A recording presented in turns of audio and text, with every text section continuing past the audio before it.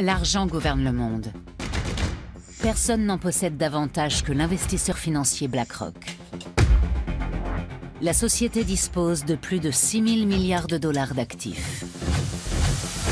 Ils proviennent majoritairement de gros investisseurs, mais aussi de millions de petits épargnants. Lorsqu'on brasse autant d'argent, on peut influencer des entreprises, des politiciens et même des États. Avec quelles conséquences pour nous tous? Pourquoi en sait-on aussi peu sur le plus grand des géants de la finance mondiale? Personne ne voulait me parler autrement que sous couvert d'anonymat.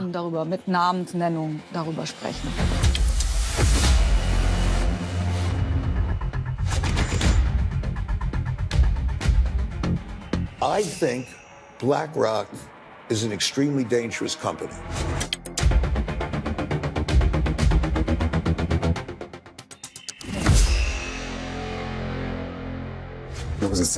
On disait qu'on nageait avec les requins.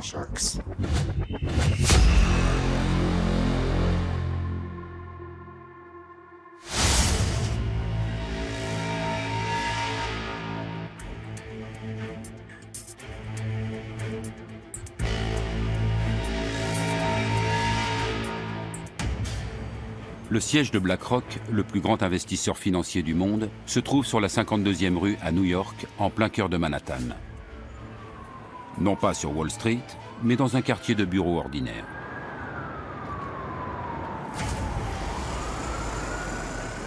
L'édifice est ouvert au public. Le rez-de-chaussée abrite une boutique de design ainsi qu'un café. Un pianiste est là pour créer une ambiance raffinée. Une cascade artificielle et de la verdure forment une oasis de bien-être.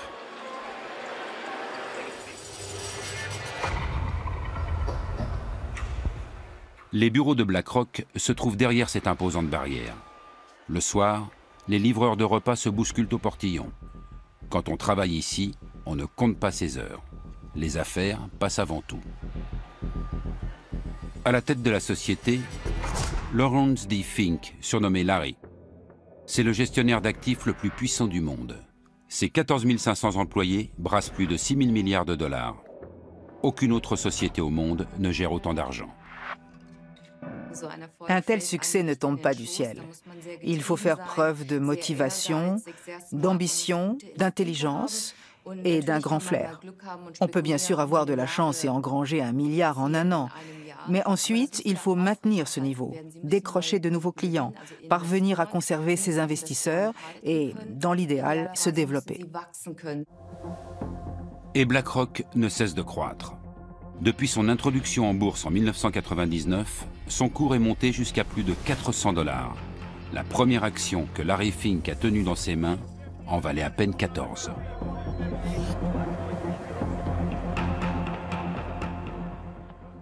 La journaliste boursière Heike Burter a suivi l'ascension de BlackRock depuis le début et a écrit un livre sur le sujet. À ce jour, c'est le seul ouvrage à se pencher sur les opérations financières de la multinationale.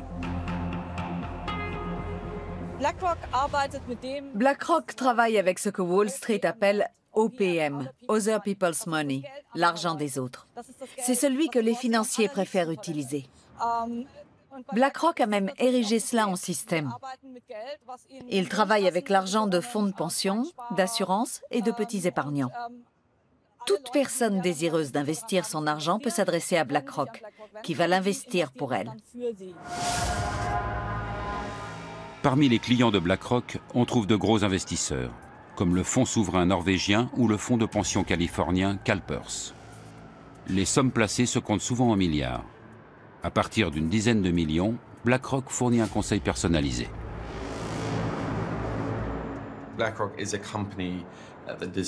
C'est une société qui doit être surveillée, car il s'agit du plus grand groupe d'investissement du monde. Avec 6 000 milliards de dollars d'actifs, elle est plus grosse que la plupart des banques, du moins en termes d'argent brassé. Depuis la crise financière, les groupes comme BlackRock sont les nouveaux rois du marché. Je ne pense pas qu'on puisse dire que BlackRock soit une entreprise connue. Je pense qu'elle est même totalement inconnue en France, à l'exception des milieux financiers. Et même dans les milieux économiques, les gens savent que c'est un investisseur important, qu'il est présent au capital de beaucoup d'entreprises, mais ils ne connaissent pas plus. BlackRock gère également l'argent de petits épargnants. Pour eux, elle propose des fonds plus abordables appelés ETF. Vendus sous la marque iShares, ils constituent près d'un tiers des actifs de l'entreprise. India, China, Brazil, iShares, small caps, large caps, iShares, industrials, low cost. Every dollar counts. iShares.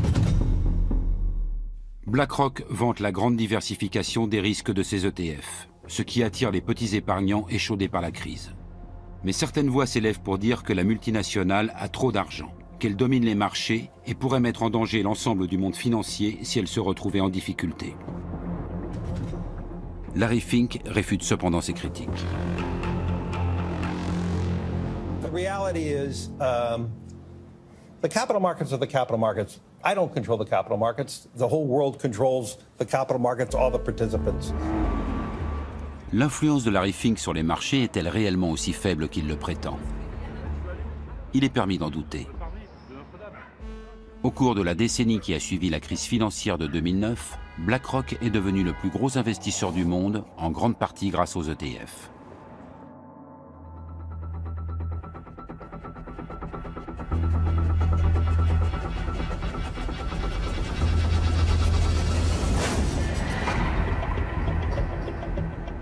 Juin 2009.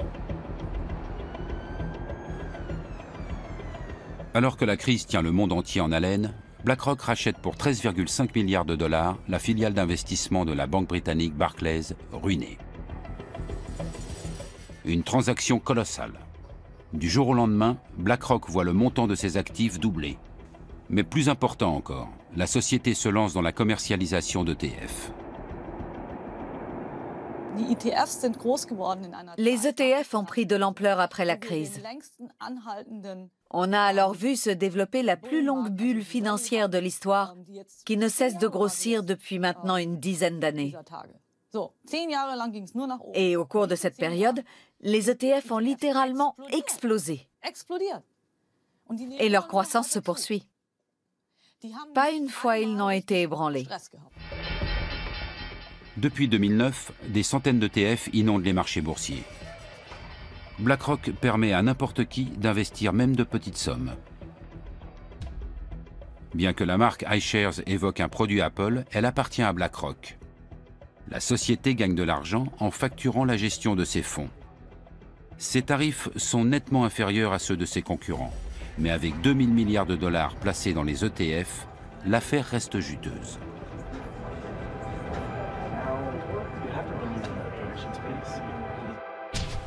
Le sigle ETF signifie Exchange Traded Funds, c'est-à-dire fonds négociés en bourse. Le principe est simple. On achète non plus des actions individuelles, mais la valeur d'un indice boursier. Prenons un exemple. Si quelqu'un achète un ETF qui réplique les performances du CAC 40, il investit en fait dans les 40 entreprises qui y sont répertoriées. Désormais, la valeur de l'ETF suivra toujours celle de l'indice. Si le CAC 40 grimpe de manière globale, l'ETF augmente aussi. S'il chute, l'ETF baisse également. Ainsi, plus personne ne décide des actions qu'il faudrait acheter. L'ETF suit automatiquement la valeur de la sélection d'investissement qui compose l'ensemble de l'indice. On fait un placement sur tout un marché ou sur un segment de marché. Tous les constructeurs automobiles, toutes les actions européennes ou ce que vous voulez. C'est un peu comme chez un marchand de glace. Il y a des ETF à tous les parfums. Depuis la crise financière, les clients n'ont plus confiance dans leurs banques. Nombre d'entre eux cherchent une solution transparente et rentable pour leur placement, d'autant que les comptes d'épargne ne rapportent pratiquement plus rien. Aux États-Unis, les ETF sont particulièrement à la mode. Actuellement, 2800 milliards de dollars sont placés dans les fonds négociés en bourse.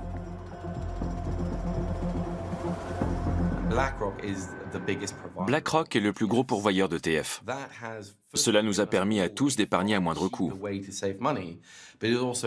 Mais l'énorme pression que cela a créée a contraint les gestionnaires d'actifs traditionnels à baisser leurs tarifs. L'an dernier, Le prix de ces services est tombé à un niveau historiquement bas, 2 fois moins élevé qu'il y a 20 ans. Tout le monde a fait d'énormes économies. Mais l'euphorie suscitée par les ETF retombe soudainement en 2015 lorsqu'une légende de Wall Street s'en prend par surprise aux produits phares de BlackRock. Pour son coup d'éclat, l'investisseur en fonds spéculatif Carl Icahn choisit une émission télévisée dans laquelle le ton est généralement plutôt amical.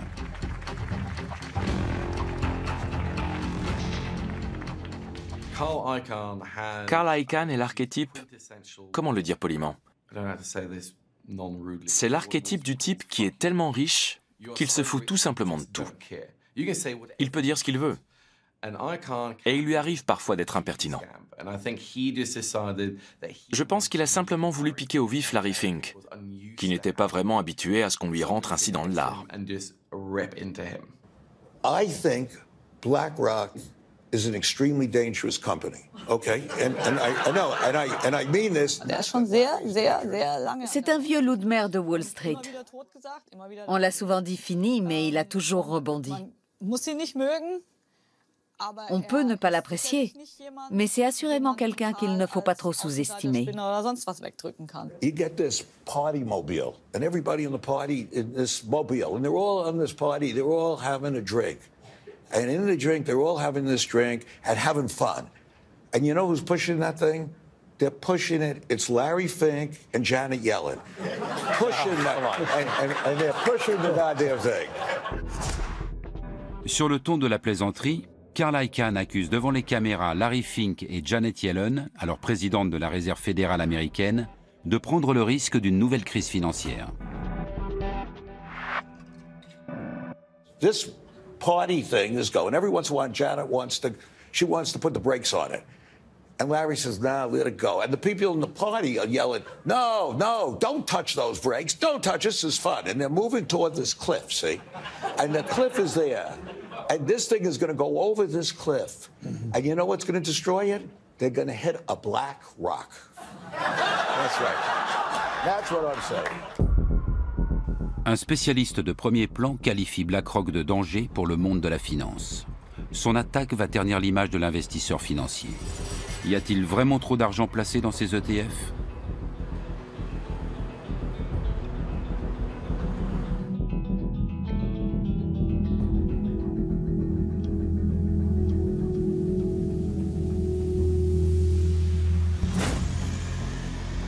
Depuis la crise financière, l'Europe est unanime sur un point. Plus jamais l'argent du contribuable ne doit servir à sauver les banques. Depuis 2014, c'est la BCE, la Banque centrale européenne, qui est chargée de les réguler et de les contrôler.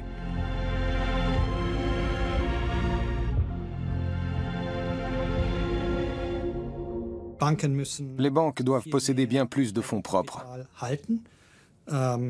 Avant la crise, elles en avaient peut-être 8 ou 9% en moyenne. Aujourd'hui, dans la zone euro, elles en ont généralement entre 13 et 14%. C'est une moyenne. Les chiffres peuvent varier. Le siège allemand de BlackRock se situe non loin de la BCE. Gestionnaire d'actifs à l'échelle mondiale, la multinationale brasse aujourd'hui bien plus d'argent que la plupart des banques. Mais elle est nettement moins contrôlée. Puisque ce n'est pas un établissement bancaire et qu'elle n'accorde pas de crédit, elle n'est pas considérée comme étant d'importance systémique. On dit qu'un établissement présente une importance systémique dès lors qu'il est susceptible, en cas de difficulté, de provoquer dans le système financier un choc qui pourrait avoir un effet négatif sur l'économie réelle. Voilà comment je définirais l'importance systémique. BlackRock pourrait-elle être classée dans cette catégorie? Selon une étude du Conseil de stabilité financière, un organisme de surveillance créé par le G20 à la suite de la crise, les activités de BlackRock ont pris des proportions considérables. Si pour une raison quelconque ses clients venaient à vendre en bloc leurs ETF, tous les marchés boursiers pourraient être menacés. Et dans leur sillage, des milliers d'entreprises dont les actions plongeraient.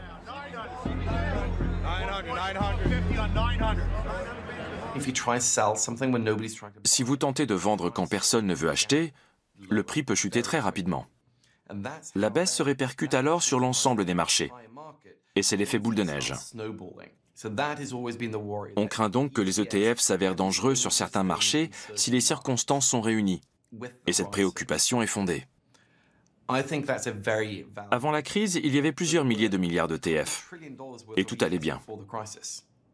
Ils se comportaient comme ils étaient censés le faire. C'est justement pour cette raison que les gens ont eu davantage confiance dans les ETF après la crise.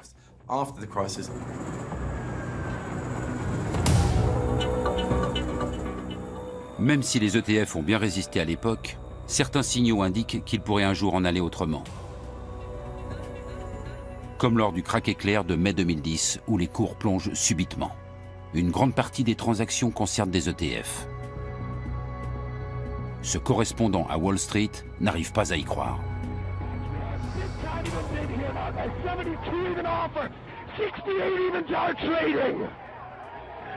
Guys, 70 even bid here now once again. 70 evens trade.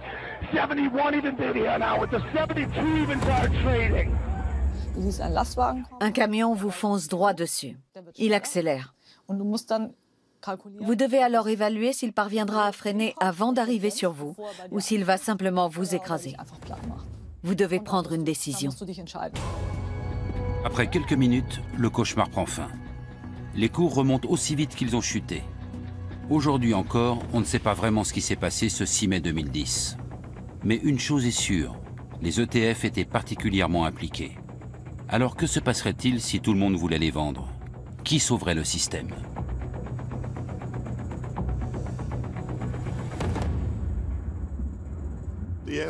J'en sais rien. En l'absence d'un régulateur, cela pourrait devenir problématique, car personne ne serait là pour les tirer d'affaire. S'ils étaient adossés à une banque, elle interviendrait sans doute. Mais un établissement non bancaire, lui, n'en aurait pas les moyens. Une simple société de gestion ne dispose pas de suffisamment de fonds propres.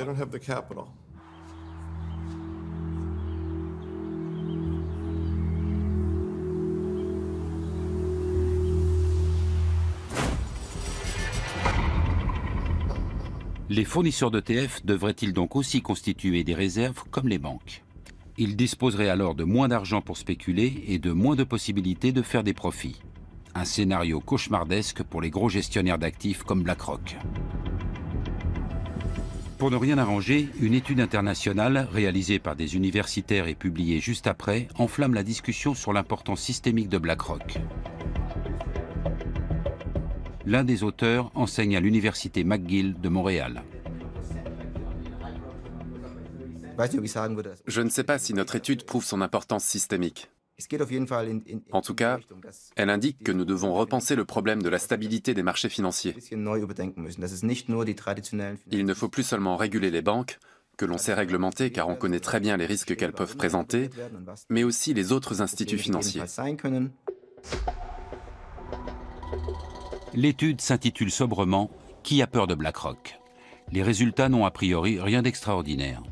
Dès que BlackRock investit sur les marchés avec ses ETF, on constate un net retrait des autres investisseurs. Visiblement, la simple présence de la multinationale inquiète les autres gestionnaires financiers. L'explication est explosive. Ils craignent à l'évidence que BlackRock et les autres géants du secteur soient subitement obligés de retirer leurs gigantesques investissements.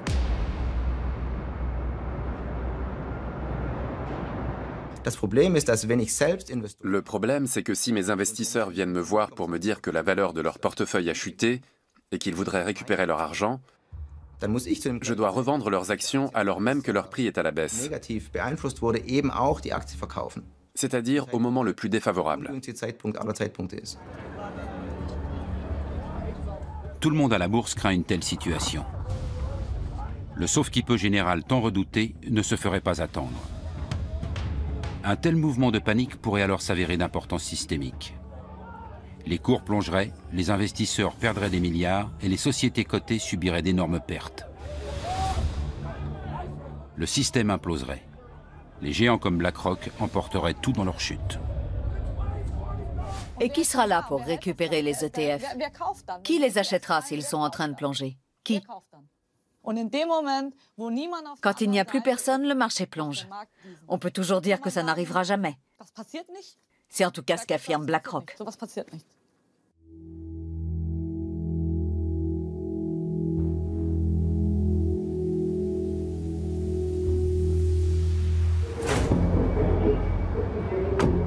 Nous nous rendons en Californie pour rencontrer un ancien salarié de BlackRock. Nous devons lui garantir un anonymat total. Il a trop peur que cette interview ne compromette son avenir professionnel. Notre informateur a vendu de nombreux ETF. La pression exercée par BlackRock pour conquérir ce marché était énorme. Il cherche peut-être à créer un duopole. Une telle chose serait très mauvaise.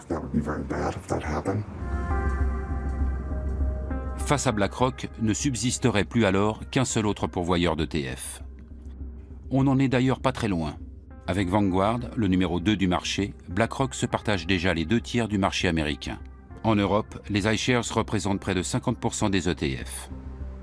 Des millions d'Américains veulent sécuriser leur épargne retraite grâce à des ETF. Ils placent une partie de leurs revenus chez BlackRock qui leur versera plus tard une pension. Le groupe est d'importance systémique, dans la mesure où il gère une part significative de l'épargne retraite de la population américaine. Dans ce tribunal se joue un procès croustillant. BlackRock contre BlackRock, entreprise contre salarié. L'entreprise aurait violé son obligation fiduciaire à l'égard de ses employés. La plainte évoque une véritable cannibalisation. BlackRock aurait constamment transféré l'argent de leur pension entre différents fonds médiocres et encaissé des frais à chaque opération. Cela signifierait que BlackRock, par appât du gain, a réduit les pensions de ses propres salariés dans le seul but d'accroître ses bénéfices. Le préjudice s'élèverait à des millions de dollars.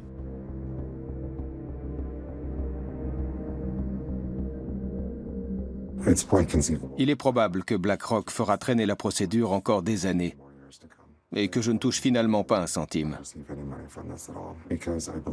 J'estime que BlackRock a manqué à son obligation fiduciaire.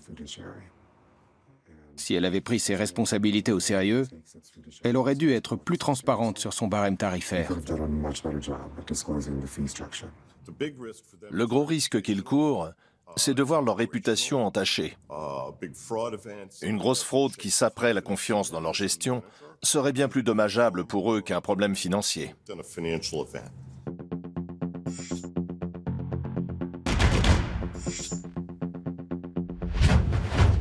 Plus que son argent, BlackRock doit défendre sa réputation. Car si elle perd la confiance de ses clients, ses affaires sont menacées. Le groupe est aujourd'hui le plus gros investisseur sur les marchés mondiaux. Il est donc en mesure de les influencer. Mais quel est le secret d'un tel succès ?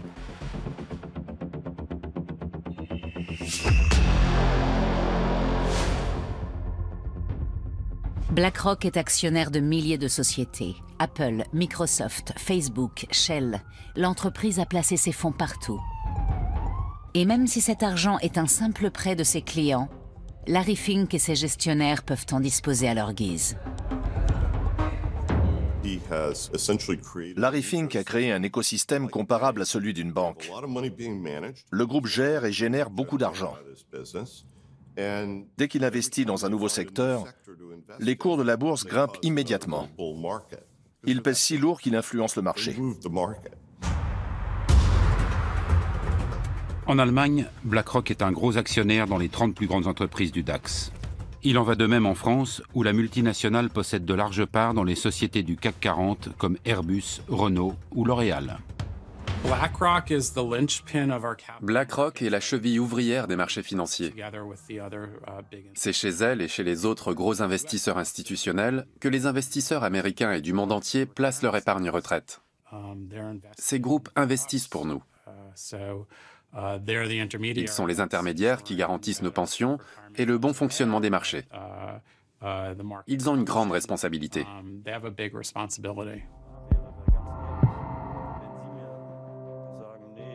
Une responsabilité à l'échelle mondiale. Et pourtant, presque personne ne connaît la société. Durant des semaines, nous tentons d'entrer en contact direct avec elle. Après de nombreux appels et mails, notre demande d'interview est définitivement refusée.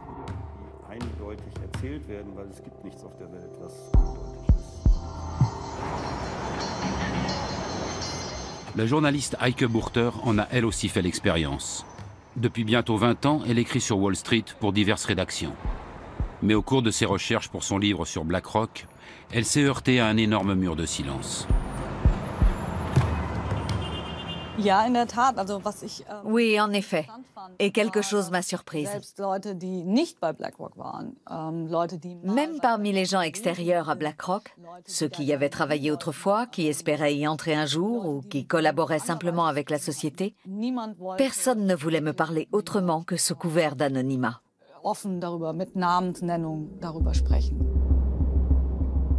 Jusqu'à présent, aucun employé de BlackRock n'a encore osé s'exprimer ouvertement. Même l'ex-salarié que nous rencontrons à San Francisco redoute l'influence de son ancien employeur. Il évoque la pression quotidienne subie chez BlackRock. Pour être franc, on se plaignait beaucoup. C'était un environnement très stressant. L'organisation était très horizontale et il y avait pas mal de jeux de pouvoir. Beaucoup de gens voulaient avoir l'air important et gravir les échelons. Les plaintes étaient nombreuses. Quand je travaillais là-bas, on avait l'habitude de dire qu'on nageait avec les requins. Notre informateur développait des fonds pour les marchés internationaux. Ces produits devaient attirer des investisseurs du monde entier, avec de gros bonus à la clé en cas de succès. En cas d'échec, pression et stress. Et chez BlackRock, la définition de la réussite était claire. Une expression qu'on utilisait la résume bien. Rendre les riches encore plus riches. Je caricature, bien évidemment. Mais la réussite chez BlackRock, du moins pour moi, se mesurait à mes performances et à mes bonus. Ils louaient des salles où le PDG présentait les résultats du trimestre et exposait aussi ses objectifs.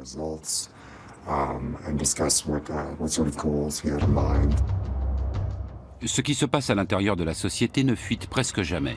Suivant l'adage, discrétion est mère de confiance. Mais qu'est-ce que BlackRock a de plus que les autres ?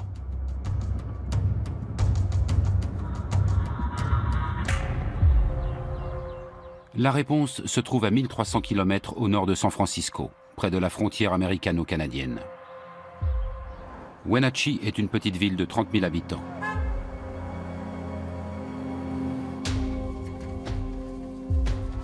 Le climat y est propice à la culture des fruits.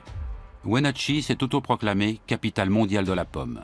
Mais sa principale source de revenus provient d'ailleurs. Microsoft, Yahoo et d'autres y sont implantés car le barrage de Rocky Ridge leur fournit de l'électricité relativement bon marché. Exception faite des vergers, c'est assez désert. Et au milieu de ces pommeraies se trouve aussi BlackRock. Dans ce qui ressemble à des entrepôts, se cachent les serveurs informatiques du plus grand investisseur financier du monde. Jour après jour, ils explorent le monde numérique à la recherche de tout ce qui pourrait être utile pour l'industrie financière.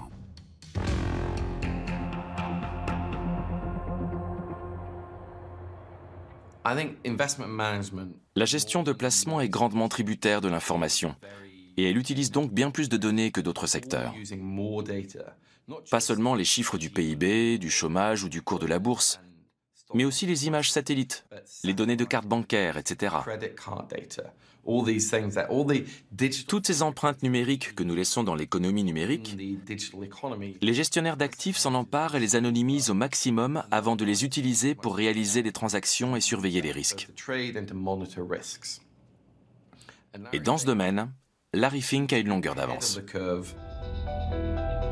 Le moindre mouvement boursier, la déclaration la plus anecdotique d'un ministre, tout est enregistré par les ordinateurs de BlackRock. La popularité des actions sur les réseaux sociaux sert également à évaluer la valeur des placements. Et tout cela sans intervention humaine. BlackRock a développé son propre programme d'analyse surnommé Aladdin. Une intelligence artificielle qui prend de nombreuses décisions toute seule. C'est évidemment le système qui est à la base de la gestion de risque, qui est la spécialité de BlackRock et qui permet effectivement de faire ce type d'investissement avec des coûts faibles. Dans le conte, le garçon des rues, Aladdin, avec un seul dé, s'enrichit avec l'aide d'un génie. Chez BlackRock, c'est le système informatique Aladdin avec 2 dés qui enrichit l'entreprise. Le programme réalise chaque semaine 200 millions de calculs afin de conseiller ou déconseiller certains placements. Prenons un exemple. BlackRock veut savoir si cela vaut la peine d'accorder des prêts immobiliers dans une région donnée.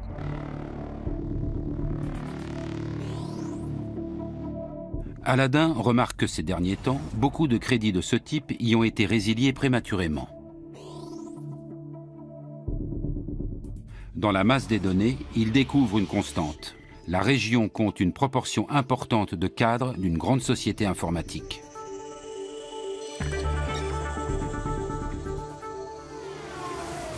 Le problème, c'est qu'ils sont souvent mutés. Alors BlackRock dit, sachant cela, nous n'allons pas investir dans des hypothèques ici, parce que si les gens déménagent souvent, elles nous reviendront quasiment à chaque fois. Aladdin dissuade donc les clients de BlackRock d'accorder hâtivement des prêts immobiliers dans ce genre de région. Car si les cadres déménagent régulièrement et résilient souvent leurs prêts, ils paient finalement moins d'intérêt que ce qui était prévu au départ. Solution proposée, augmenter les taux des prêts immobiliers dans les environs des grandes sociétés informatiques.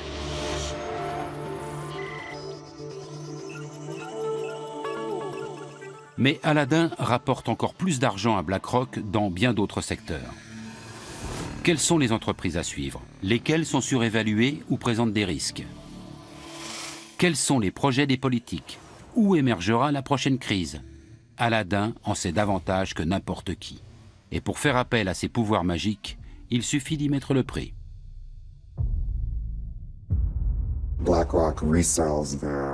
BlackRock conditionne les informations qu'elle collecte en fonction des besoins et les revend à de très grosses entreprises qui pourront ainsi gérer leurs propres actifs. En fait, Aladdin est une plateforme de gestion des risques. Aladdin est la clé de tout. BlackRock vantait déjà son pouvoir dans une vidéo promotionnelle en 2013.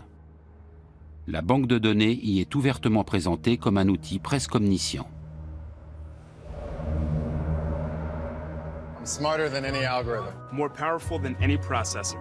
Because I am Aladdin. Because I am Aladdin. A new kind of intelligence. For a new world of investing. Aujourd'hui, Aladdin brasse pas moins de 18 000 milliards de dollars. Vous m'avez bien entendu. C'est presque autant que le PIB des États-Unis. Les Américains travaillent une année entière pour réunir cette somme qui, quotidiennement, au moment où nous parlons, passe par Aladdin.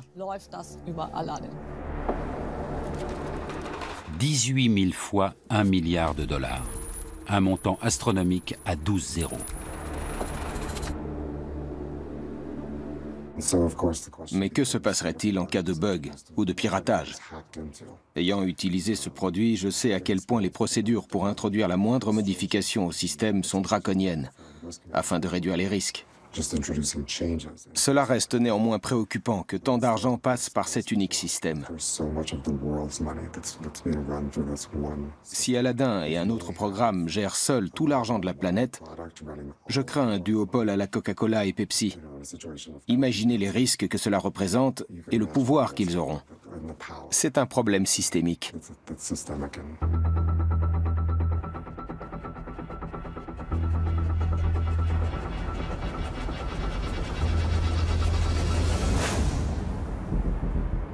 À la fin des années 1970, il n'y a pas de meilleur endroit que Wall Street pour gagner de l'argent rapidement. Pour devenir célèbre, on va à Hollywood. Pour faire fortune, direction la bourse. Le jeune Lawrence D. Fink, alors âgé de 23 ans, n'a aucune velléité d'acteur. Sa maîtrise en administration des affaires immobilières en poche, il quitte Los Angeles pour se rendre à New York. Larry Fink était banquier d'investissement. Il a commencé chez First Boston. C'était un enfant prodige, un véritable crack. Les traders d'alors travaillent dans d'immenses salles de marché et réalisent des gains incroyables. L'actuel PDG de BlackRock aurait joué pas moins d'1 milliard de dollars en bourse avec son service. Mais soudainement, le conte de fées prend fin. J'ai étudié de nombreux grands chefs d'entreprise et ils sont presque tous milliardaires. J'ai constaté que souvent, au début de leur carrière, ou parfois au milieu, ils ont connu un gros échec personnel qui leur a fait perdre énormément d'argent, voire leur emploi. La malédiction de Wall Street frappe Larry Fink au milieu des années 1980. À la suite d'une baisse des taux d'intérêt, des propriétaires échangent leurs anciens prêts onéreux contre de nouveaux prêts à des taux plus avantageux. Larry Fink ne l'a pas vu venir et se retrouve soudain avec sur les bras une montagne d'actions dont plus personne ne veut. Il a perdu 100 millions de dollars et est devenu persona non grata dans sa banque. D'autres sont passés par là. Quand vous prenez un tel bouillon, on vous évite dans l'ascenseur comme si vous étiez pestiféré. Plus personne ne veut être vu avec vous. Vous devez alors vous tourner vers autre chose. Ce qu'il a fait. J'ai effectué des recherches pour savoir s'il avait été licencié ou s'il avait démissionné. C'est difficile à dire, mais c'est probablement lui qui est parti. En 1988, Larry Fink parvient à convaincre la société d'investissement Blackstone de créer avec lui une nouvelle entreprise. Blackstone Financial Management mise sur une gestion des risques la plus parfaite possible. Peu après, Larry Fink en change le nom. BlackRock est né. Elle se caractérise par l'incroyable accent qu'elle met sur le risque, sous toutes ses formes, au point que cela en devient presque obsessionnel.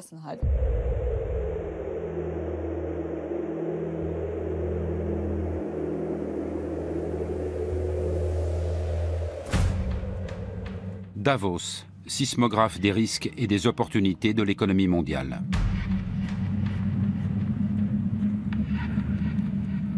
Une fois par an, jusqu'à 5000 policiers et militaires lourdement armés sont mobilisés dans ce village suisse où l'élite financière de toute la planète organise son forum économique mondial. Davos est une plateforme idéale, car les PDG de toutes les grandes entreprises, notamment technologiques, sont présents et viennent y puiser des connaissances. L'accès au forum est réservé aux participants dûment accrédités. Et seuls les chefs d'État sont autorisés à venir accompagnés de leur garde du corps. Davos offre aux grands de ce monde des possibilités illimitées d'étendre leur réseau. Dans le milieu de la finance, on dit que passer 3 jours à Davos, c'est s'épargner 3 mois de voyage. Ce sont des gens à part. Ils se connaissent tous. C'est un cercle très restreint. Ils se retrouvent dans des clubs ou à Davos. Ils s'assoient ensemble et discutent de l'état du monde, des inégalités sociales et des moyens d'y remédier. Ils évoluent dans les hautes sphères. Et BlackRock a toujours voulu être de la partie. Larry Fink rencontre ici des chefs d'État, des hommes politiques ou des PDG. Parfois, ils participent ensemble à des tables rondes. Mais la plupart du temps, ils s'entretiennent à huis clos. Larry Fink gère des actifs du monde entier. Cela va d'un fonds gouvernemental koweïtien à un fonds de pension allemand, en passant par une assurance australienne. Comme il a accès à toutes ces données, dans lesquelles il puise depuis plus de 20 ans, il a un aperçu unique de l'état du monde de la finance. Et grâce à cela, il produit à son tour ses propres données. Il est une pierre angulaire de cet immense réseau de personnes. Les interviews de Larry Fink sont rares. Dans celle-ci, réalisée à Davos, il évoque ses débuts et son premier job dans la boutique de chaussures de son père. At 10 years old, I was required to learn how to sell shoes and help my father. Well, I learned how to deal with people pretty early in my career, and it was a great learning lesson how to deal with people, how to appeal to people's needs, and I was a pretty good shoe salesman. Il s'agit là d'une des rares anecdotes personnelles connues au sujet de Larry Fink. Elle vise à donner l'image d'un homme d'affaires consciencieux et à réduire le fossé qui sépare depuis longtemps l'homme de pouvoir des petits investisseurs.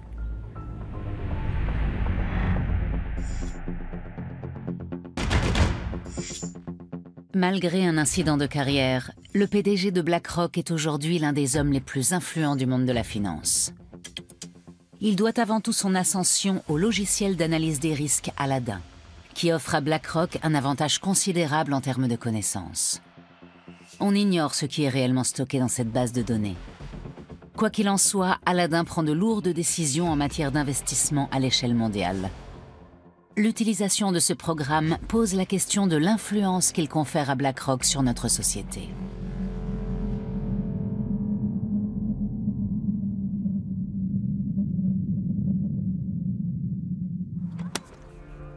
La fondation allemande Ethicon se préoccupe de la responsabilité sociale des entreprises. Ces dernières années, ses militants se sont intéressés à plusieurs reprises à BlackRock. Ils ont notamment passé au crible les déclarations publiques de Larry Fink. Our asset owners, our clients are demanding us to focus on things like ESG, to focus on societal needs. They are now looking for examples in which they can invest. And so I do believe the power of the community. I do believe the power of society is forcing the companies to navigate. Spricht davon, dass Unternehmen Il dit que les entreprises ou les grands groupes devraient s'inquiéter pour leur image, car les jeunes les scrutent de plus en plus sur les réseaux sociaux. Larry Fink publie régulièrement des lettres adressées aux dirigeants des entreprises dans lesquelles BlackRock a investi. Il s'y montre attaché à leurs responsabilités sociales. La société exige que les entreprises, à la fois publiques et privées, se mettent au service du bien commun. Pour prospérer sur le long terme, toute entreprise doit non seulement produire des résultats financiers, mais également montrer comment elle apporte une contribution positive à la société. C'est le discours à la mode actuellement. Mais pour moi, il ne s'agit que de blabla idéologique. Il se présente comme un visionnaire et un philanthrope, alors qu'il sait pertinemment ce que font ces entreprises, notamment Rheinmetall. Rheinmetall est l'un des plus gros fabricants d'équipements militaires d'Europe. Basé à Düsseldorf, le groupe vend des armes dans le monde entier. La fondation Ethicon a donc décerné à la société et à ses investisseurs un prix négatif, le Black Planet Award. En tant qu'actionnaire important, Larry Fink est nommément cité. Par l'intermédiaire de BlackRock, il investit dans de gros groupes, en particulier ceux dont les marges bénéficiaires sont les plus attrayantes. Même s'il sait très bien que ces entreprises s'enrichissent grâce à d'épouvantables guerres civiles, comme celle qui déchire en ce moment le Yémen. Il investit également dans des entreprises qui gagnent de l'argent en détruisant la nature.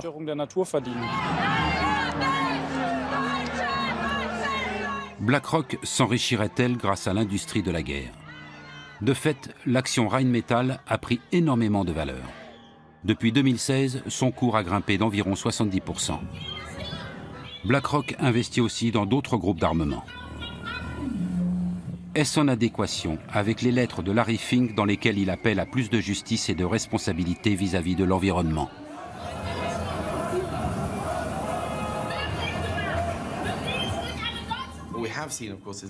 Larry Fink aime bien envoyer chaque année sa lettre aux dirigeants d'entreprise pour leur donner ses directives. Mais comme le Financial Times et d'autres journaux l'ont déjà fait remarquer, ce discours ne correspond pas toujours à ce que disent les gestionnaires de fonds de BlackRock au conseil d'administration des entreprises.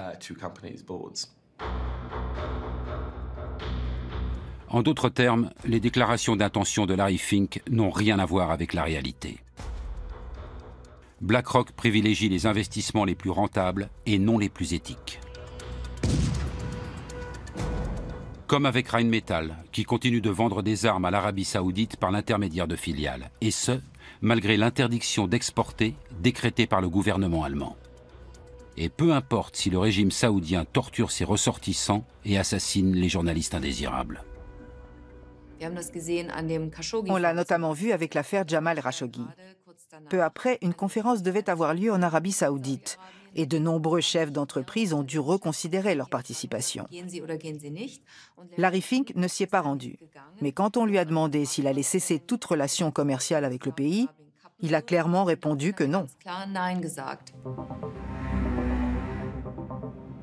BlackRock refuse de s'exprimer sur le sujet devant notre caméra. Mais dans un document publié en 2018, les choses sont claires. En définitive, un seul critère est retenu par la société au moment de décider si elle soutient ou non la politique commerciale d'une entreprise. Nous voterons contre la direction si l'entreprise ne réagit pas ou ne semble pas agir dans l'intérêt à long terme des actionnaires. BlackRock reconnaît donc indirectement faire pression sur les entreprises lorsque les affaires ne vont pas comme prévu. Dans ce même document, la société indique également qu'elle souhaite promouvoir des critères ESG, c'est-à-dire environnementaux, sociaux et de gouvernance. Mais elle ajoute: les critères ESG sont souvent mal compris et on croit qu'ils impliquent de tenir compte des valeurs sociales et politiques dans le processus d'investissement. Il n'en est rien.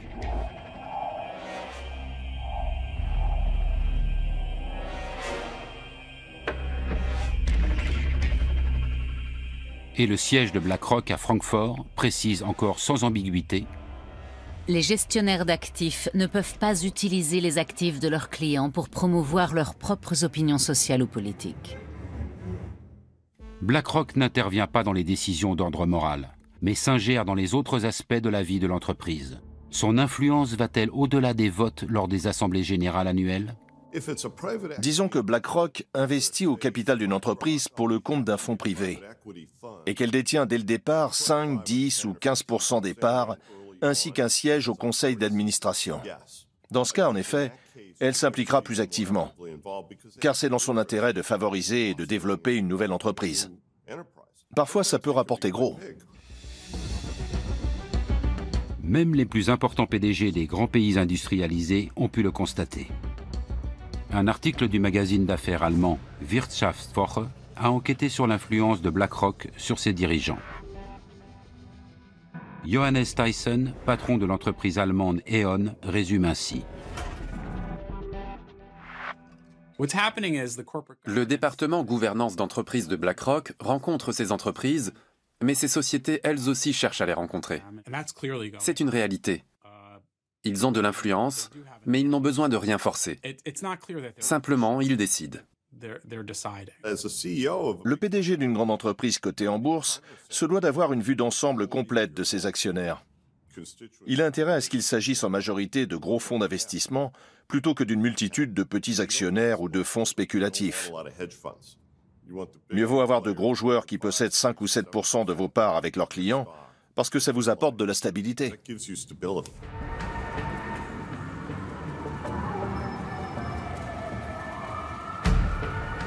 La puissance de BlackRock peut-elle être mise au service d'une noble cause?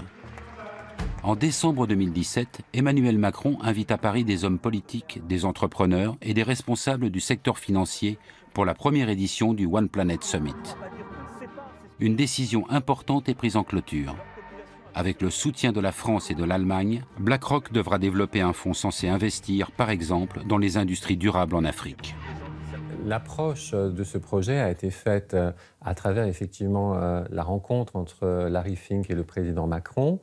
Le souhait à la fois de Larry Fink était de s'engager à la demande de ses clients sur des projets d'investissement verts. Et le président Macron est à l'initiative de cette plateforme d'engagement que rejoignent beaucoup d'acteurs du secteur privé et des acteurs de la finance.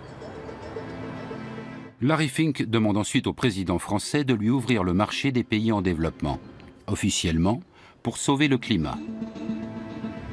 Mais on peut aussi penser que la France et l'Allemagne aident tout simplement BlackRock à conquérir de nouveaux marchés et à gagner des investisseurs supplémentaires. On lui propose de sortir de sa zone de confort. Et comme il ne connaît pas particulièrement les géographies des pays du Sud, notamment Afrique, les deux agences de développement, que ce soit la KfW ou l'AFD, sont pour lui un partenaire essentiel pour maîtriser le risque. Aucun projet n'a encore été concrétisé. Une chose est néanmoins sûre. Le fonds ne devrait pas investir dans les pays très pauvres, mais uniquement dans les marchés en expansion. la volonté de BlackRock de quitter sa zone de confort pour sauver le climat a visiblement ses limites. D'autant que le groupe continue d'engranger de l'argent avec des entreprises peu soucieuses de protéger l'environnement. Cette contradiction entre parole et acte a donné lieu à de nombreux actes de protestation. Larry Fink se fait régulièrement épingler pour ses investissements dans les énergies sales comme le charbon, le pétrole ou le gaz. We're here in New York City today outside of BlackRock headquarters to give Larry Fink the only award that he really deserves. An award recognizing him as a climate fraud.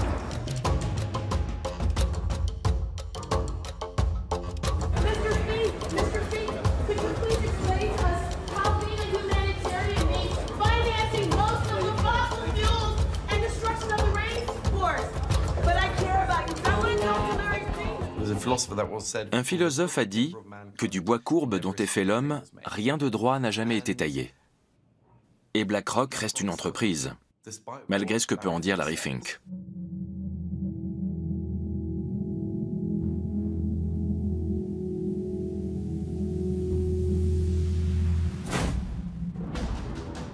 La mainmise de BlackRock grandit à chaque nouvel investissement.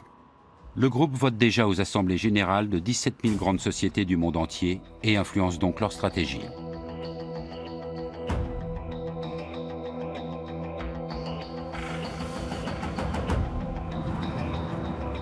Pour le chercheur Martin Schmaltz, c'est une bonne raison d'étudier scientifiquement l'influence de l'investisseur financier.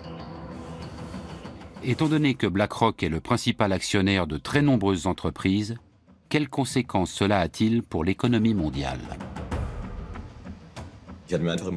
J'imaginais que Bill Gates était l'actionnaire majoritaire de Microsoft, de même que Steve Jobs ou Tim Cook chez Apple, ou encore Mark Zuckerberg chez Facebook, comme la presse peut le laisser entendre.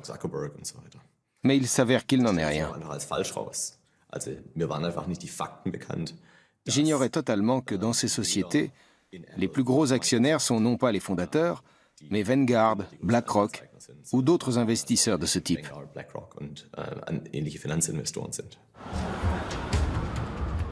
Martin Schmaltz relève notamment que ces groupes investissent dans des entreprises qui sont concurrentes. Les experts parlent alors de propriété commune. Par exemple, BlackRock possède des actions à la fois chez Adidas et chez Puma. Avec quelles conséquences sur la concurrence ? La propriété commune, c'est le fait que les gros actionnaires possèdent des parts dans pratiquement toutes les entreprises du monde. On craint que cela réduise la concurrence. Et en effet, les sociétés grossissent, elles diminuent en nombre et elles dominent certains secteurs. Mais on ignore si cela est dû aux investisseurs institutionnels. Afin d'en savoir plus, Martin Schmaltz et ses collègues ont analysé le marché du transport aérien américain. Il s'avère que les prix des billets des grosses compagnies ont parfois augmenté jusqu'à 11% sous l'influence de la propriété commune.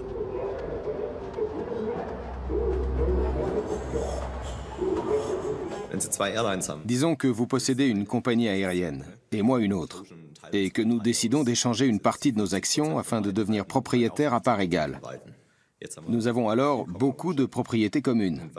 Les chiffres montrent que lors de telles transactions, généralement moins extrêmes que dans cet exemple, les prix du marché augmentent, en l'occurrence ceux des billets. Et inversement, quand vous revendez une partie de vos actions afin de réduire votre propriété commune, alors les prix baissent à nouveau. Les recherches de Martin Schmaltz montrent l'influence de la propriété commune sur le comportement des dirigeants d'entreprises concurrentes. Quand ils savent que leurs propres investisseurs ont des parts dans d'autres entreprises, ils ont tendance à moins se battre sur le terrain de la concurrence. Ce faisant, ils amorcent une spirale dangereuse. Si le PDG de la première entreprise fait un peu moins d'efforts pour réduire les coûts, et peut ainsi accroître ses profits, et que le PDG de la seconde fait de même, alors les coûts vont augmenter globalement dans le secteur. Ça va ralentir la demande et conduire les entreprises à moins produire. Quand les entreprises produisent moins, les prix des produits sont plus élevés, du simple fait que moins d'offres fait monter les prix. On peut donc se retrouver dans une situation paradoxale où les marges augmentent dans le secteur, alors même que l'effort de réduction des coûts est moindre. Cette étude a fait grand bruit dans le monde entier. Même la célèbre université de Berkeley surveille cette nouvelle menace qui plane sur la concurrence. Celle-ci, si Martin Schmaltz a raison, ne serait plus en péril uniquement en cas d'accord direct sur les prix.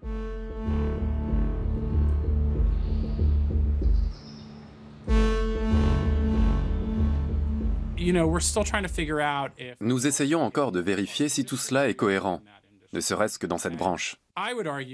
Je dirais pour ma part qu'une seule étude universitaire ne prouve rien. Il faut en mener plusieurs sur un même sujet. Assurément, celle-ci est inquiétante et mérite d'être approfondie, mais elle n'est en rien irréfutable.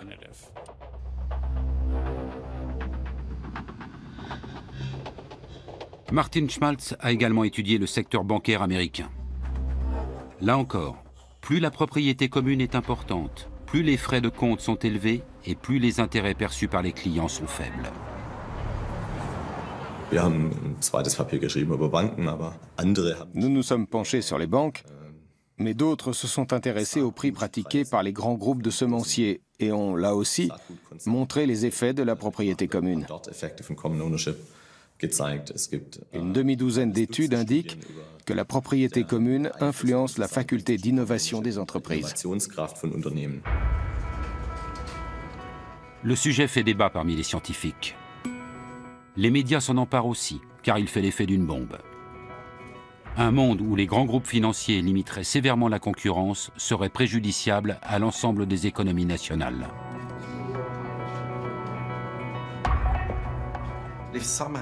Si la concurrence disparaît, nous allons nous retrouver, dans le pire des cas, avec un capitalisme de copinage, ce qui n'est pas sain. Nous en sommes encore bien loin, mais certaines hypothèses avancées par Martin Schmaltz et d'autres sont fascinantes. Ce qu'elles soulèvent doit nous pousser à la vigilance et à la réflexion, car BlackRock et d'autres grands pourvoyeurs d'ETF continuent de grossir. Si Martin Schmaltz a raison, l'économie de marché pourrait en être bouleversée. Les concurrents ne se battraient plus pour gagner la faveur des clients, mais seulement celle de leurs investisseurs. L'intéressé est souvent invité pour présenter les résultats de l'étude. Ici, devant l'Office fédéral des ententes, l'autorité allemande de la concurrence abonne.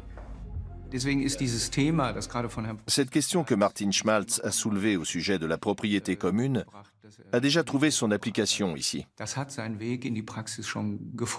Nous examinons les choses au cas par cas et nous essayons de voir quels effets cela pourrait avoir sur la concurrence. Mais à ce jour, aucun cas n'a encore mené à une interdiction pour ce motif.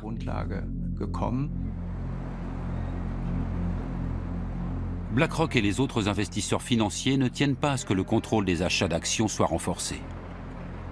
Rien d'étonnant à cela. D'après les spécialistes, les 3 plus gros fonds d'investissement seraient actionnaires majoritaires dans 90% des 500 plus grandes entreprises américaines. La propriété commune est donc la règle et non l'exception.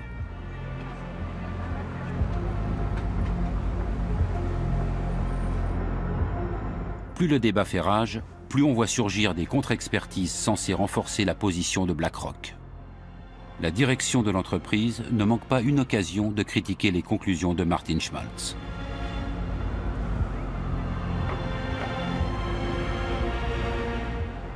Afin d'examiner les dangers potentiels de la propriété commune pour l'économie, la Commission fédérale du commerce a organisé une audition à New York en novembre 2018. Les allégations de l'économiste allemand menacent les intérêts de BlackRock. La réponse des représentants de la direction de l'investisseur n'en est que plus cinglante. One of the suggested remedies for common ownership is to limit portfolios to one company per sector. In that case, virtually all diversified portfolios would no longer be viable. This engagement plays an important role in the corporate accountability chain, which has value not just for shareholders, but for society as a whole. En clair, BlackRock lutterait pour le bien-être de la société et le professeur d'Oxford aurait commis de nombreuses erreurs. Sa compétence scientifique est explicitement remise en cause. BlackRock nous fait également parvenir d'innombrables contre-expertises. La pression exercée sur Martin Schmaltz est considérable. On a le sentiment que leur pouvoir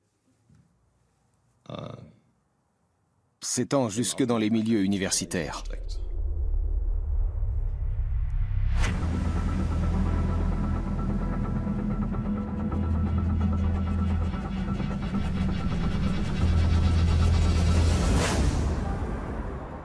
Dans le quartier de Wall Street, personne ne doute de l'impact significatif de BlackRock sur les marchés. Mais comment l'entreprise est-elle devenue si puissante en si peu de temps?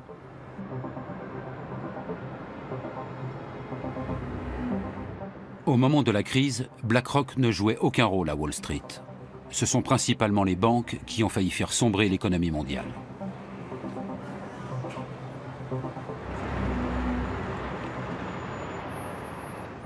En septembre 2008, la banque d'investissement américaine Lehman Brothers fait faillite, ébranlant dans son sillage le système financier mondial. L'une des tâches les plus urgentes consiste alors à déterminer la gravité réelle de la situation pour les divers instituts bancaires. Sur quels titres toxiques ont-ils spéculé? Quelle est l'ampleur des dégâts? Qui peut répondre à ces questions? Et surtout, à qui peut-on encore se fier?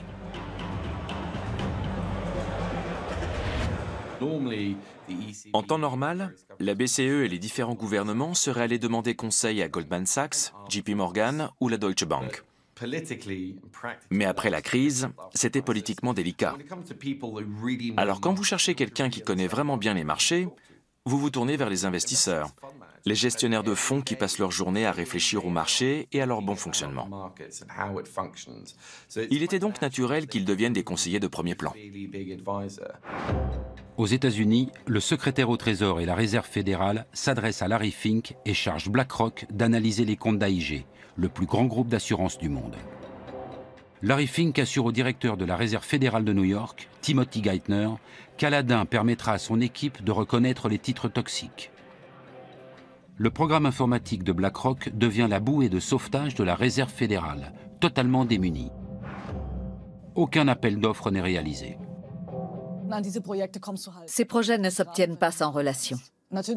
Bien sûr, ils sont annoncés. Mais avec BlackRock, étonnamment, on fait souvent valoir qu'il fallait aller vite, trouver quelqu'un en urgence.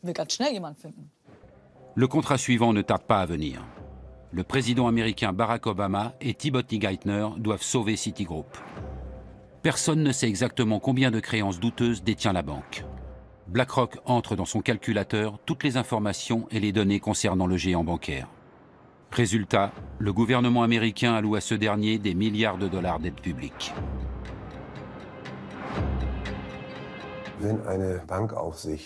Si l'autorité de contrôle du secteur bancaire ne peut pas définir elle-même les critères de robustesse d'une banque, elle capitule.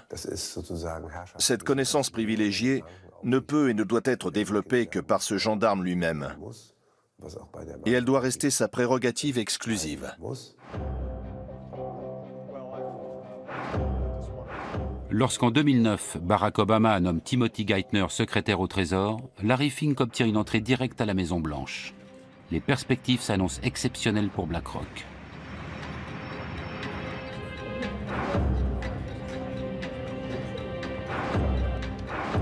À mesure que ses liens avec la Réserve fédérale et le secrétaire au Trésor se renforcent, de nouveaux domaines d'activité s'ouvrent pour BlackRock, désormais chargé de tester la résistance des banques américaines.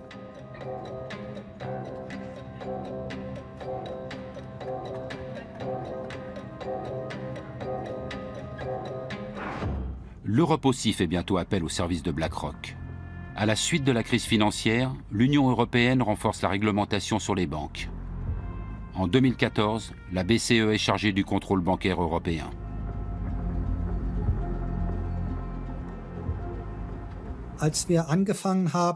Lorsque nous avons mis cela en place en 2014, nous avons rapidement dû procéder à une évaluation complète de l'ensemble du système bancaire. Nous disposions encore de peu d'effectifs. C'est pourquoi nous avons aussi sollicité l'aide de consultants externes pour nous aider à mettre tout cela sur pied. L'avantage, c'était que certains travaillaient pour d'autres autorités de contrôle international. Nous avons donc pu intégrer les bonnes pratiques de chacun d'entre eux. C'est depuis ces bureaux que sont actuellement régulées les principales banques européennes. Les employés de la BCE collaborent avec BlackRock et d'autres consultants externes. La plus haute autorité de contrôle public en Europe partage ainsi ses données économiques les plus sensibles avec BlackRock. Larry Fink ne risque-t-il pas de se servir de ces informations pour son propre compte? On s'assure évidemment que les consultants que nous avons choisis mettent en place des Chinese Walls pour dissocier clairement leur activité de conseil pour nous de la gestion qu'ils opèrent pour leurs propres clients. C'est parfaitement normal dans une banque d'investissement. Et s'il s'avérait que quelqu'un mélangeait un peu les genres, il serait renvoyé sur le champ. Comment fonctionnent ces Chinese Walls, ces fameuses murailles de Chine? Prenons un exemple. En tant que consultant auprès de la BCE, BlackRock a accès à des renseignements exclusifs sur la valeur d'une banque. En théorie, la multinationale pourrait utiliser ses connaissances à son avantage pour spéculer à Wall Street. Mais cela serait totalement illégal. Par conséquent, les services d'analyse et d'achat doivent être séparés par une barrière infranchissable. Chaque société embauche à cet effet des employés supplémentaires censés protéger ces murailles. Ces gens sont assis à côté des gestionnaires de fonds et leur disent « Vous ne devriez pas faire ceci. Vous ne pouvez pas parler à ces personnes. » Ou encore « Vous devez déclarer cela. » Il y a aussi différents programmes de contrôle informatique. Nous savons que l'être humain excelle dans l'art de contourner ces contrôles. Le souvenir de la crise est néanmoins encore très frais. Pour l'heure, il y a quelques pommes pourries dans le panier, car il y en a toujours. Mais cela ne constitue pas une menace imminente. Les Chinese Walls peuvent-ils réellement prémunir contre tout délit d'initié? Le doute est permis lorsque l'on revient sur la crise de l'euro. En juillet 2015, BlackRock a en effet acheté des obligations d'État grecques au moment même où le monde entier spéculait sur une prochaine chute de leur valeur.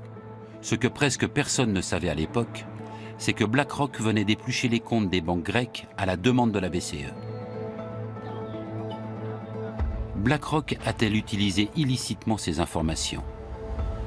Peu de temps après, la faillite de la Grèce a été évitée et les primes de risque sur les obligations d'État grecques ont chuté, ce qui s'est avéré rentable pour la multinationale. Pour sa défense, BlackRock rappelle qu'elle est une société réglementée. L'équipe de consultants indépendants qu'elle a montée en 2008 est, dit-elle, strictement séparée des services d'investissement, y compris physiquement. En outre, elle est régulièrement soumise à des contrôles techniques et opérationnels. Le Chinese Wall, c'est le grand mythe de la finance, c'est ce qu'on a toujours dit. C'est la raison pour laquelle on a séparé, notamment aux États-Unis, toutes les activités entre le marché, les activités de détail. En général, ça fonctionne un certain temps. Et puis, comme dans toutes les murailles, il y a toujours des trous par lesquels les choses peuvent passer. En Grèce, le groupe américain éveille à nouveau les soupçons. Alors que le pays lourdement endetté est pressé par l'Union européenne de privatiser ses bâtiments publics, BlackRock investit dans l'immobilier avant tout le monde. C'est l'ancien banquier Paskalis Bouroris qui organise la privatisation pour le compte de l'État. Peu de temps après, il obtient un poste de direction dans la succursale grecque de BlackRock. Pour la BCE, les conseils d'une société de fonds financiers sont chers, même avec les Chinese Walls. Mais elle espère reprendre bientôt son indépendance. D'année en année, au fil des tests de résistance, le rôle des consultants s'est amenuisé. Il est fort probable que d'ici 2020, nous ne fassions plus appel à aucun d'entre eux et que nous utilisions notre propre expertise.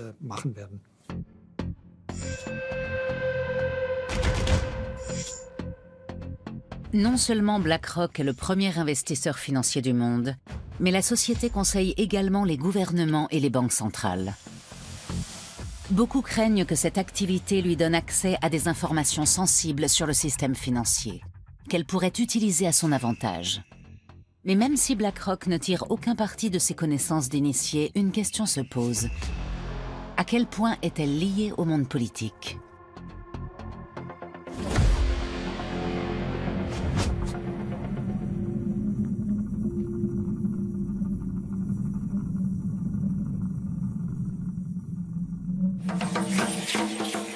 Avec 127 millions d'habitants, le pays d'origine des Aztèques est le 10e pays le plus peuplé du monde. Son PIB par habitant est pratiquement équivalent à celui de la Chine. Malgré les problèmes qu'il connaît, le Mexique aiguise donc les appétits. Notamment celui de BlackRock. Depuis 2008, le groupe américain investit massivement dans ce pays.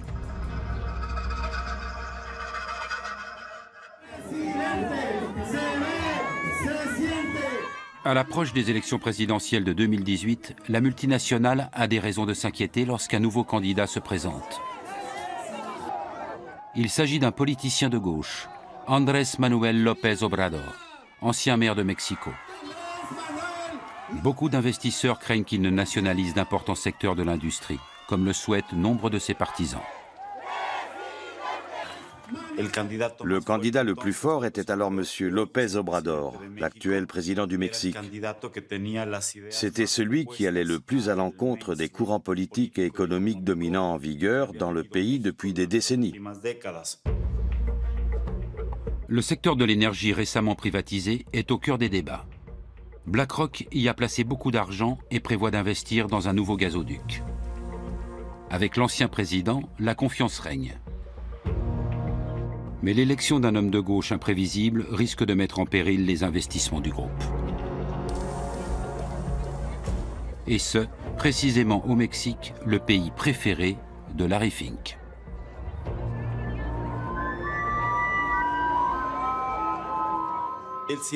Il a toujours eu une relation privilégiée avec le Mexique. Il a souvent répété qu'il aimait ce pays. Et une chose est sûre, BlackRock a investi plus de 60 milliards de dollars dans divers fonds au Mexique. Le contraste ne pourrait être plus grand. Alors que BlackRock brasse des milliers de milliards de dollars à travers le monde, le modeste siège du parti de López Obrador se situe dans un quartier populaire de Mexico. C'est de ce bâtiment que le politicien mène sa campagne. Son quartier général n'a d'ailleurs pas bougé depuis. Pour parler aux candidats ou à ses hommes de confiance, il faut normalement passer par ce hall d'accueil.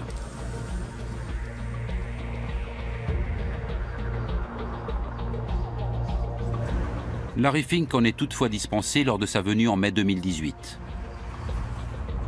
Avec d'autres gestionnaires financiers, il a le privilège de rencontrer le politicien de gauche dans un hôtel de luxe. Le contenu de leur discussion reste confidentiel.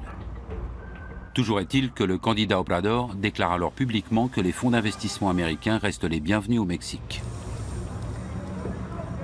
Je crois que cette rencontre a été, et j'insiste sur ce point, une marque de confiance.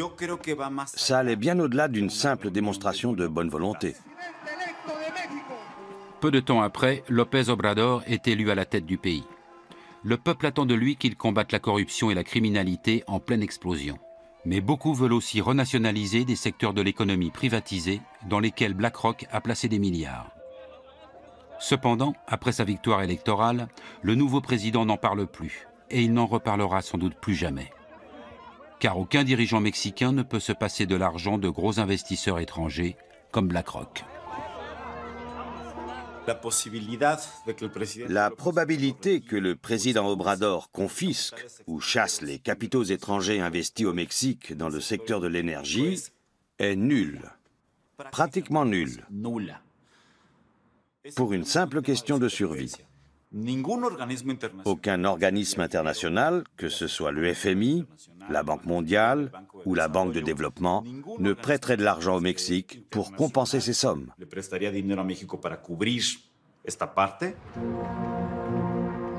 BlackRock s'est fermement établi dans le secteur énergétique mexicain il y a une dizaine d'années.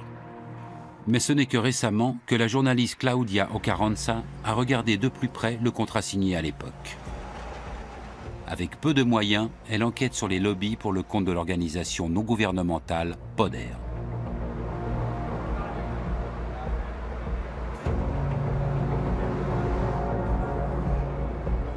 Pour des raisons de sécurité, nous ne pouvons pas filmer l'extérieur de son bureau.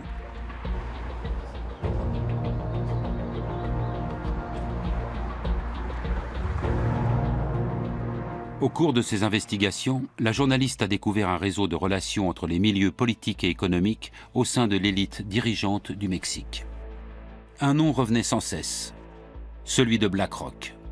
Depuis 2011, des personnalités importantes du pays entretiennent des relations étroites avec le groupe financier. Pour commencer, BlackRock a engagé le fils de Carlos Slim. Le premier entrepreneur du Mexique, à l'époque l'homme le plus riche du monde, était en très bons termes avec la multinationale. Peu après, BlackRock a engagé Gerardo Rodríguez Regordosa. Alors secrétaire d'État aux finances, il s'était prononcé en faveur de la privatisation des entreprises publiques, ce qui allait dans le sens de son futur employeur, BlackRock. En 2015, Larry Fink a rencontré le président de l'époque, Enrique Peña Nieto, au sujet de la compagnie pétrolière publique Pemex. On ne sait pas exactement ce qui s'y est dit, mais il existe un mémorandum d'entente entre BlackRock et Pemex. Il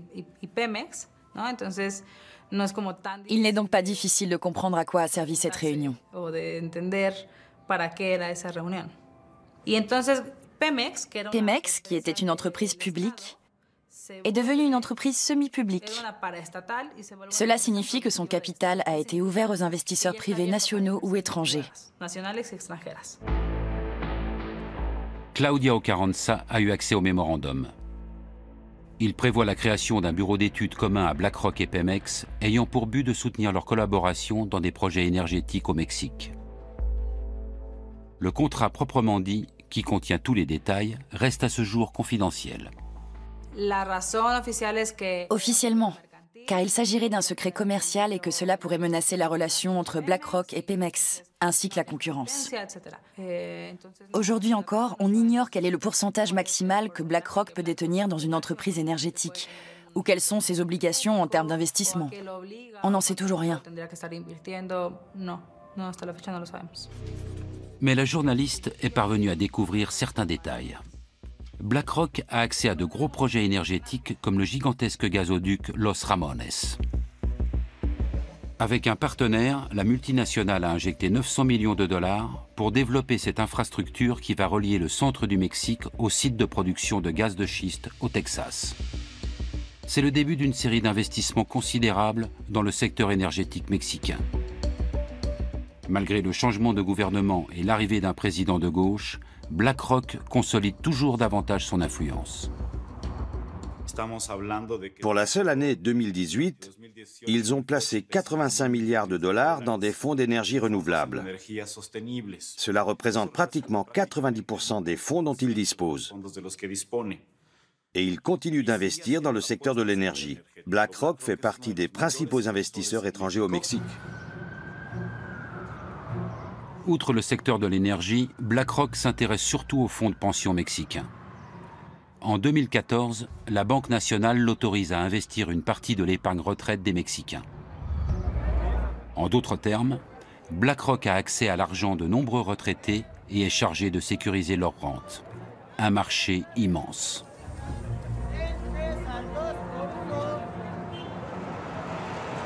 L'autorisation émane de la Commission nationale du système d'épargne pour la retraite, la CONSAR.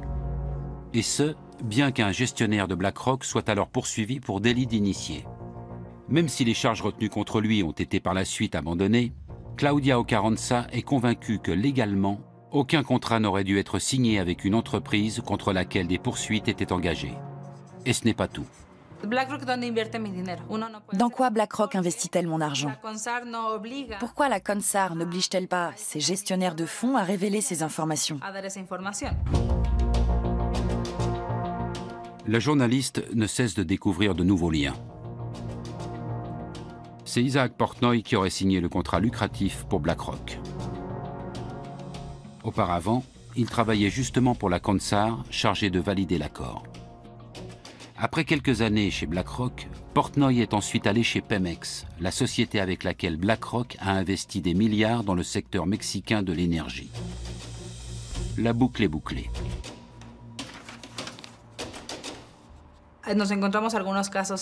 Nous avons rencontré quelques cas comme celui de BlackRock et Isaac Portnoy. Il est important de préciser que nous n'avons aucune preuve que celui-ci ait fait quoi que ce soit d'illégal. Mais nous savons qu'il siégeait à la CONSAR, qui réglemente les fonds de pension au Mexique. Un cas classique de pantouflage. Des personnalités importantes issues d'institutions publiques ou politiques se retrouvent chez BlackRock, et inversement en fonction des besoins.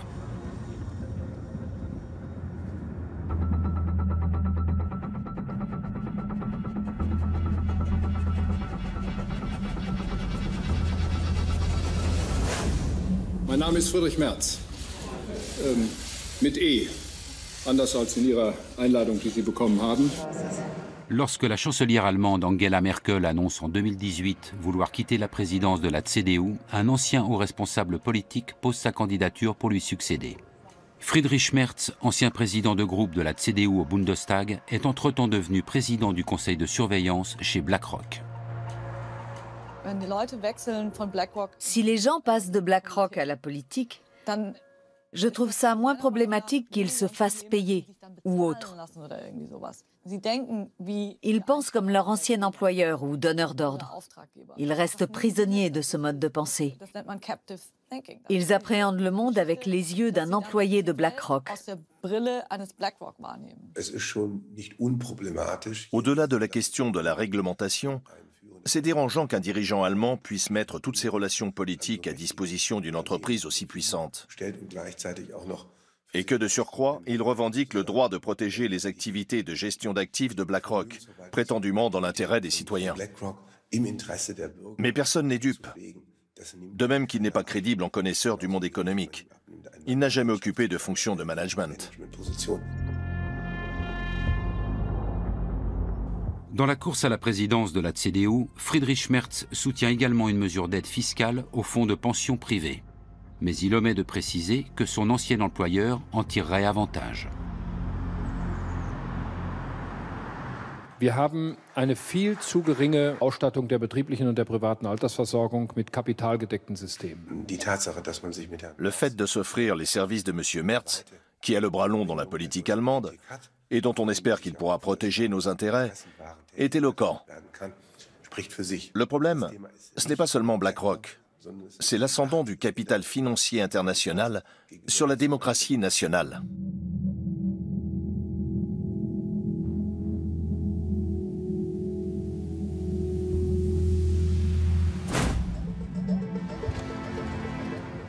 En France, 5 mois après l'élection présidentielle de 2017, une rencontre mémorable a lieu à l'Élysée. Emmanuel Macron invite des investisseurs, au premier rang desquels figure Larry Fink, le PDG de BlackRock.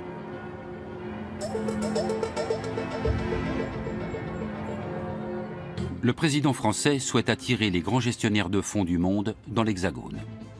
Voilà pourquoi il avait déjà rencontré Larry Fink à plusieurs reprises, peu après sa prise de fonction.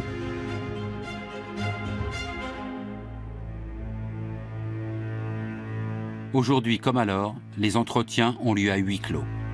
Macron ne veut aucune caméra. Après, je pense qu'il est intimement convaincu, et je pense qu'il a raison de l'être, du fait qu'il faut être proche de ces gens-là, en tout cas en matière de business, pour parvenir à les faire s'installer sur le territoire français ou simplement y faire des investissements. Parce que ce qu'ils cherchent à attirer aussi, c'est l'argent, c'est les fonds. Emmanuel Macron veut favoriser les privatisations en France. À cet effet, le président de la République a créé une commission dont l'un des membres n'est autre que le patron de BlackRock France, Jean-François Cirelli. Cet ancien conseiller du président Chirac a aussi fait de Gaz de France l'une des plus grandes compagnies énergétiques du monde. Et tout comme Friedrich Merz en Allemagne, il ne cesse de réclamer un recours accru aux fonds spéculatifs pour l'assurance vieillesse.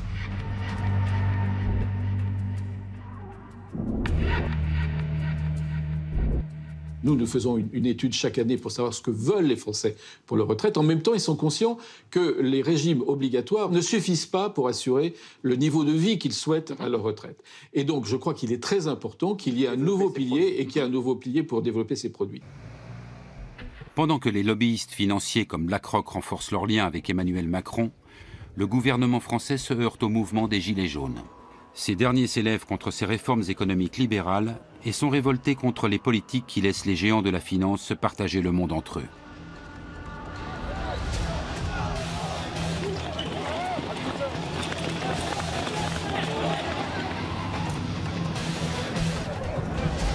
Du tout, donc ce sont des gens qui sont en protestation par rapport au système. Alors, est-ce que cette protestation par rapport au système, elle est due à la financiarisation et à BlackRock et à tous ses amis de la finance? C'est un peu rapide. Ce qui est vrai, c'est que le système de la finance lui-même a été générateur d'un niveau d'inégalité assez important et que la protestation de ces gens-là, elle est aussi contre les inégalités.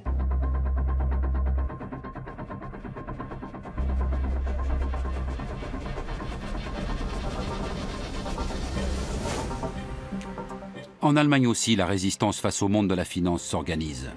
De plus en plus de citoyens se sentent menacés. Le berlinois Russ Betairi s'indigne du prix des loyers dans la capitale allemande.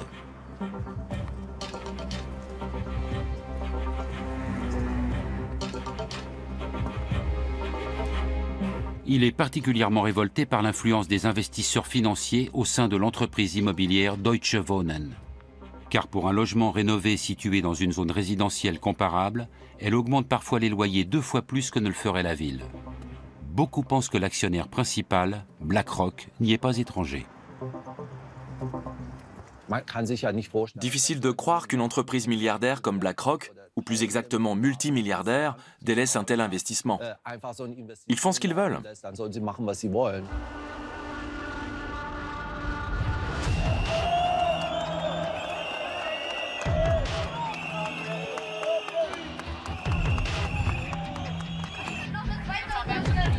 Des dizaines de milliers de personnes manifestent à Berlin afin de mettre un terme aux agissements de Deutsche Wohnen et de BlackRock.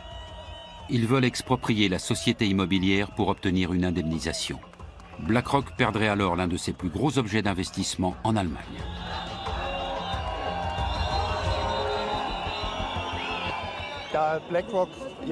BlackRock possède aussi des actions de Deutsche Wohnen. Elle doit détenir près de 10% des parts.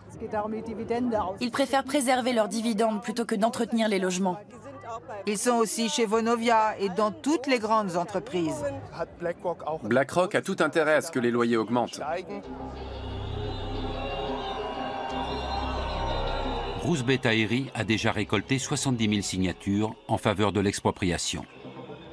La colère contre les spéculateurs et les augmentations éhontées des loyers est si grande que le monde politique est bien obligé de prendre son initiative au sérieux.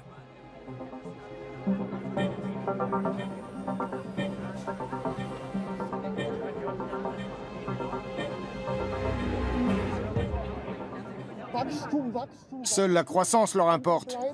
Et beaucoup se retrouvent au banc de la société car ils ne peuvent plus payer leur loyer.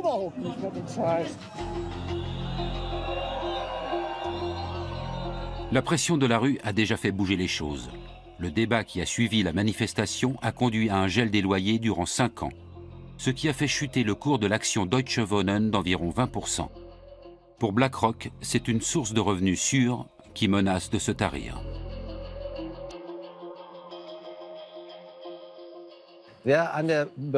Quand on spécule en bourse, qui plus est sur le sort des locataires, on peut aussi perdre.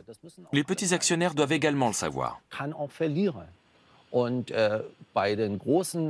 Je n'ai absolument aucun état d'âme à porter préjudice à de gros investisseurs institutionnels comme BlackRock. Ils ont suffisamment nui à la société. Aucune autre société ne brasse autant d'argent que BlackRock. Elle a le bras long en politique et influence même des gouvernements. Mais personne n'en parle. Les gestionnaires de Larry Fink doivent faire passer l'éthique après les perspectives de profit. Plus le pouvoir des investisseurs grandit, plus la question se pose. Faut-il avoir peur de BlackRock? La taille de la multinationale pourrait-elle provoquer une crise financière mondiale? Et surtout, peut-on encore arrêter BlackRock?